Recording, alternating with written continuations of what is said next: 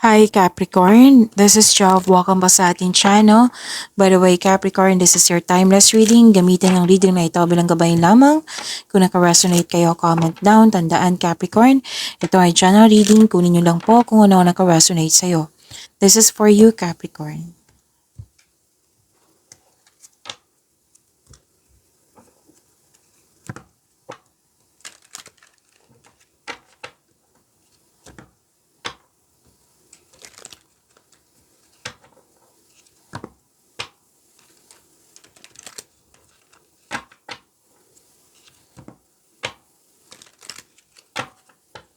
Para po ito sa'yo Capricorn.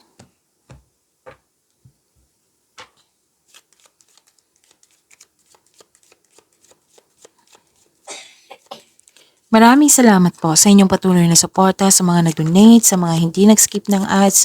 Maraming salamat po. Sa mga hindi pa nag-subscribe, subscribe na po kayo at click bell notification para malaman nyo na may bago tayong video. Para sa mga gusto magpa-reading po, comment kayo ng personal reading. Again, comment kayo ng personal reading and check my reply sa comment section.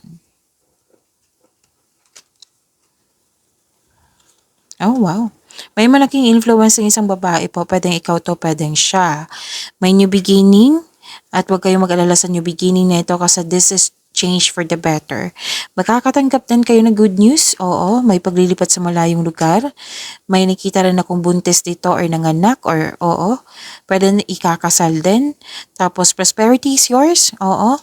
May malaking pera na parating sa iyo or dumating na.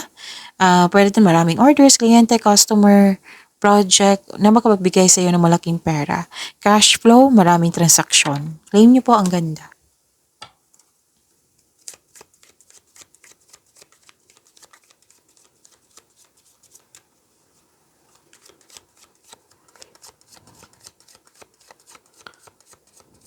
Energy po ni Capricorn.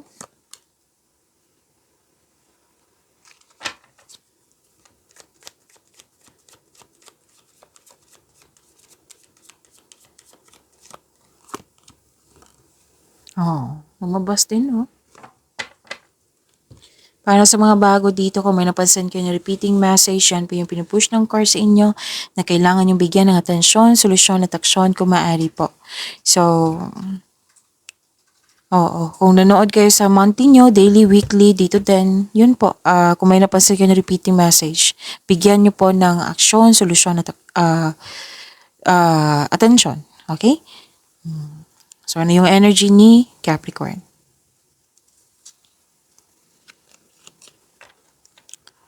May kompetisyon, rivalry, inggit, selos. May mga tao dito or tao na mapanil lang, na malapit sa iyo. Alam mo to kung sino to. Kasi may conflict dito. Oh. May conflict, may nangyaring conflict na. Pwedeng may away, oo, na hindi pagsasang-ayon na, pwedeng grupo ng tao na hindi nagkaroon ng pagsasang-ayon. Pwedeng magpapatayo ka ng bahay or structure.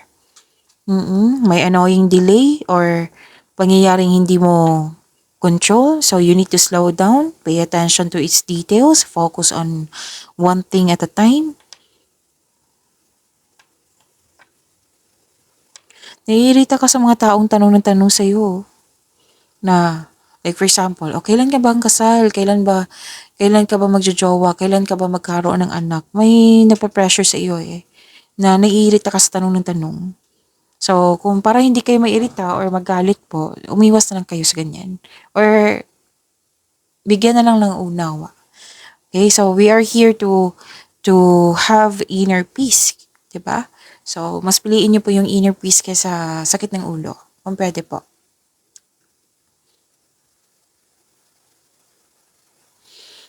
Natandaan niyo yung sinabi ko kanina dito na may buntis. So, may buntis din dito, Capricorn. Magbubungam, pwedeng, pagbubunga mabuti na parating, pwedeng bagay or pagbubuntis. And this is also fertility. Kung gusto nyo, then go ahead. Kung ayaw nyo, then use protection. No, huwag kayong mag-alala kasi lahat naman tayo dito adult.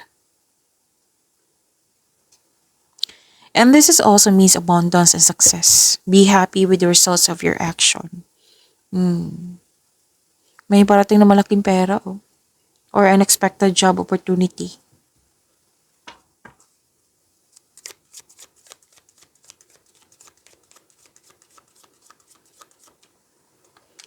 Career and money ni Capricorn.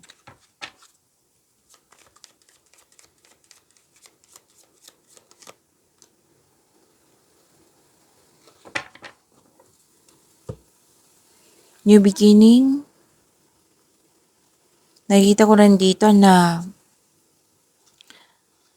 may chance kayo maglakbay, travel sa malayong lugar or abroad ito. May parating na exciting opportunities na very inspired ka dito sa chances na binigay sa iyo o para palawakin yung trabaho mo, negosyo.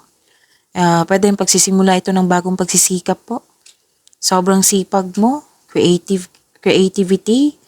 Dahil nito mapapansin ka ng mga tao. Dalawang card kasi nagsabi dito, recognition. Napansin ka. Soon, magbubunga yung pagsisikap. Nang dahil sa pagsisikap nito, magkakaroon po ng financial growth and stability.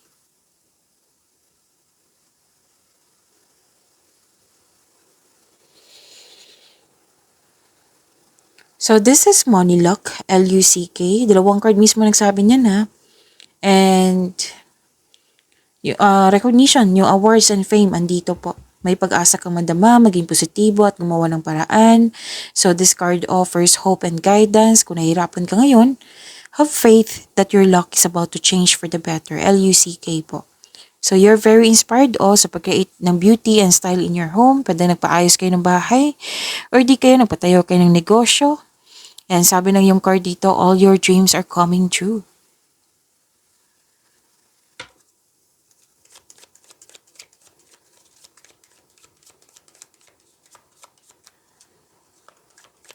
Love, life, self-love, partnership, and romance, si Capricorn.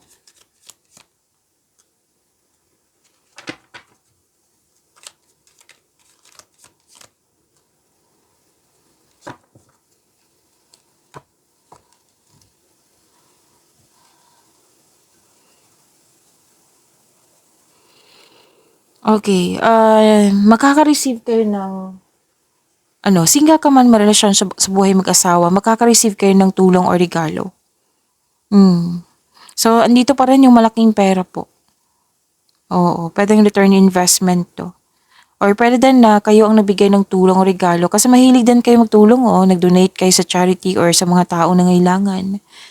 Pwede yung gamit sa bahay, gamit mo. Nakatanggap kasi kayo ng malaking blessings at naging generous kayo sa kapwa nyo. Nagkaroon din ng pagkakaisa po.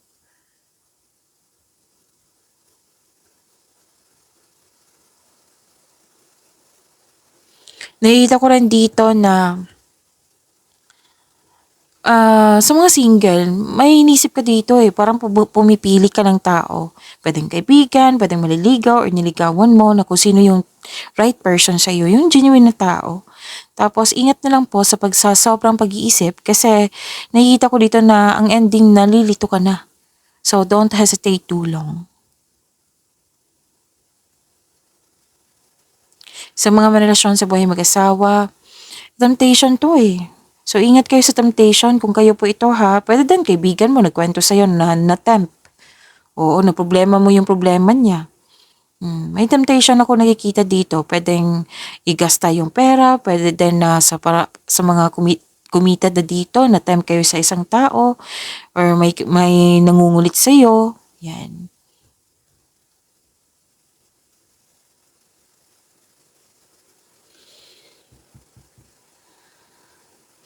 Sa mga single dito, may attraction dito sa taong marami kang natutunan or tinuturuan mo.